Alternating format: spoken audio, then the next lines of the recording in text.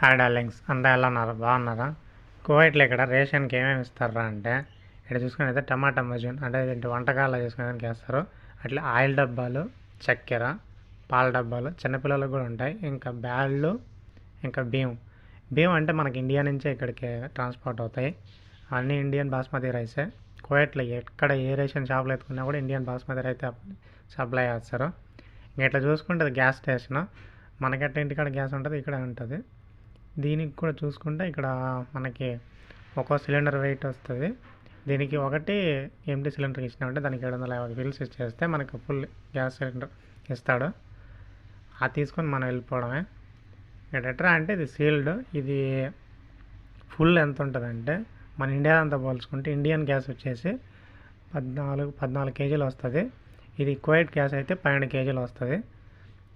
20 కేజీల గ్యాస్ సిలిండర్లు కూడా దొరుకుతాయి, అవి పెద్దటివి. దీనికంటే కొంచెం సైజు పెద్దటివి ఉంటాయి చూసేదానికి, కొంచెం పెద్దటివి. అవి ఎక్కువ రెస్టారెంట్లో వాడతారు. ఇవైతే ఇళ్ళల్లో వాడతారు, ఇళ్ళల్లో కిచెన్లో వాడుతూ ఉంటారు.